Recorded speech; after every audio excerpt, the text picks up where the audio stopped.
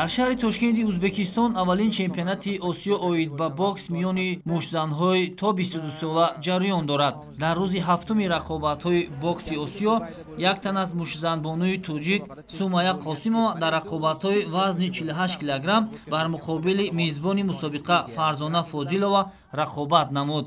рақобати ин ду бону аз ибтидо то ба анҷом ҷолибу диданӣ сурат гирифта, дар аксар ҳолатҳо зарбаҳои сахту нишонраси Сумая Қосимова ба сару рӯи рақиб расонида мешуд ва дар ҷараёни рақобат фаъолии мушзанбонуи тоҷик баръало эҳсос карда мешуд. ҳарчанд дар даври аввал аз таъсири зарбаи обдори ин мушзанбонуи тоҷик рақиб ба замин афтод, аммо ин ҳам барои пирӯзии ӯ дар идомаи вохӯрӣ кӯмак карда натавонист. вале баъд аз 3 раунди рақобатҳо бартариро ба варҷишгари ӯзбекистонӣ Фарзона Фозилова мансуб донистанд, ки ин амали доварони гирди ринг ситоди мураббиёни бокси кишвари моро нигарон кард, зеро ба назари онҳо мушзани тоҷик дар ин рақобат бартарӣ дошт ва аз лиҳози иҷрои зарба аз рақиби ӯзбекистонии худ каму костагие надошт. вале дар ин рақобати мушкилу баҳсбарангез пирӯзиро ба Фарзона Фозилова доданд, ки аз нигоҳи бархе аз таҳлилгарони соҳа ноадолатӣ дар ин рақобат баръало эҳсос шуд. ёдовар мешавем, ки дар чемпионати Осиё миёни мушзанҳои то 22 сола аз Тоҷикистон духтарон низ ширкат доштанд ва Сумая Қосимова ягона варзишгар миёни бонувон гашт, ки то рақобатҳои даври ниҳоӣ рохат пайдо кард. баъд аз анҷоми рақобатҳо миёни бонувон маросими мукофотсупорӣ низ сурат гирифт ва Сумая Қосимова ба гирифтани нишони нуқра мушарраф шуд. зимни тақдими медалҳо Сумая Қосимова ашк рехт. ин ашки шодӣ нест, балки ашки дилсардӣ ва ноадолатӣ аз қарори баровардаи доварон буд.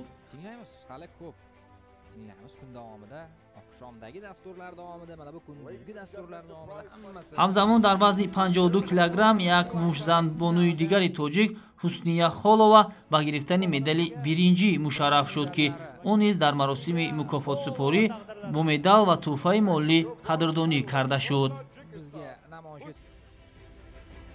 миёни духтарон боз як намояндаи дигари Тоҷикистон Малика Нозимова ба гирифтани медали биринҷии чемпионати Осиё даст ёфт.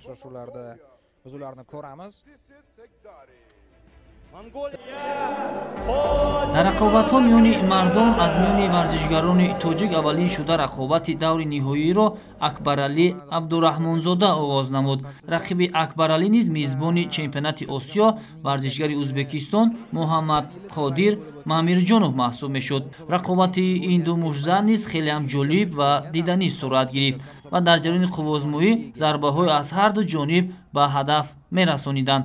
ва баъд аз 3 раунди рақобатҳо аз 5 довари гирди майдон 4-8 пирӯзиро ба Муҳаммад Қодир Мамирҷонови ӯзбекистонӣ мансуб донистанд ва ҳамин тавр Акбаралӣ Абдураҳмонзода дар рақобати ниҳоӣ шикаст хурду ба гирифтани медали нуқра мушарраф гардид.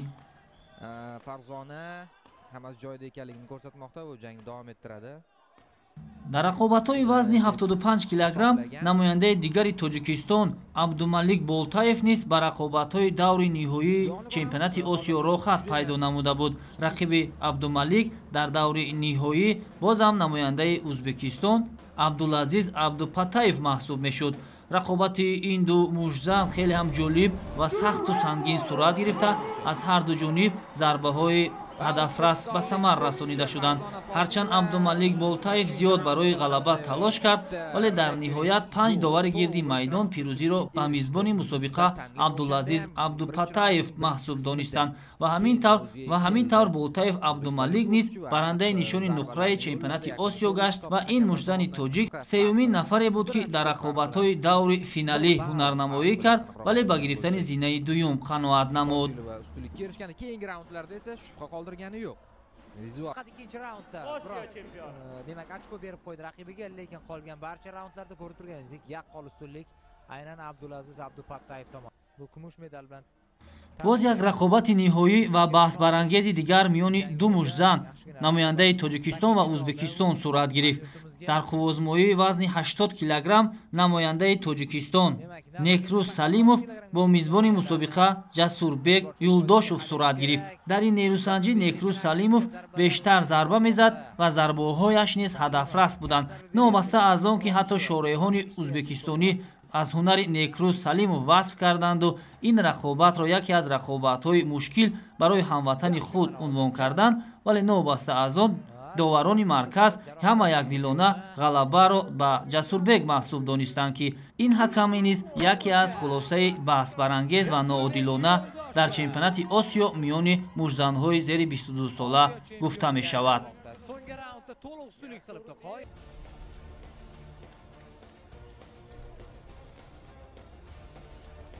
дар чемпионати Осиё оид ба бокс миёни мужзанҳои то 22 сола Давлат Болтаев ягона варзишгаре маҳсуб мешуд ки дар рақобатҳои ниҳоӣ бо мужзанҳои ӯзбекистонӣ во нахӯрд. рақиби Давлат Болтаев дар вазни то 92 килограмм Юрусбек Улу Рустам аз Қирғизистон маҳсуб мешуд. Давлат Болтаев дар ин рақобат бисёрам хуб дурахшид ва зарбаҳои тоҷиконаи худро ба сари рӯи рақиб мерасонид. дар раунди сеюм баъд аз зарбаҳои пайдарҳами варзишгари тоҷик Давлат Болтаев довари марказ маҷбур шуд то рақобатро пеш аз муҳлат боз бидорад ва ғалабаро ба намояндаи тоҷикистон бидиҳад, зеро варзишгари Қирғизистон қуввату тавони дифоъ аз зарбаҳои сахту сангини варзишгари тоҷикро надошт. ба хотири ҳунарнамоии Давлат Болтаев парчами ҷумҳурии Тоҷикистон дар кишвари Ӯзбекистон парафшон шуда суруди миллии Тоҷикистон садо дод.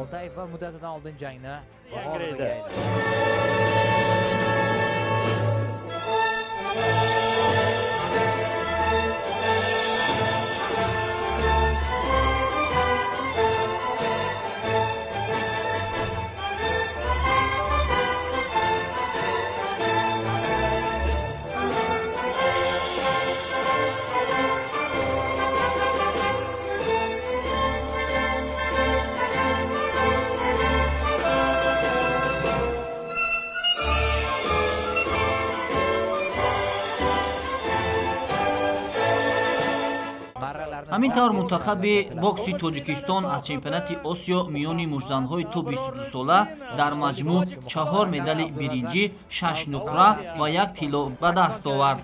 бояд гуфт ки рақобатҳо аз рӯи 20 вазн миёни бонувон ва мардон сурат гирифт ки дар 16 вазн медали тиллоро мужзанҳои Ӯзбекистон ки мизбони мусобиқа маҳсуб мешуданд ба даст оварданд. маврид ба зикр аст ки аз 7 рақобати финалие ки тоҷикон бар муқобили рақибони худ анҷом доданд, ду рақобати даври ниҳоӣ ки мужзанҳои тоҷик бар муқобили рақибони ӯзбеки худ анҷом доданд баҳсбарангез боқӣ мемонад. федератсияи бокси ҷумҳурии Тоҷикистонро зарур аст ки ин рақобатҳои дастпарварони худро бори дигар ба риштаи таҳлил кашида хулосаи ниҳоӣ барорад.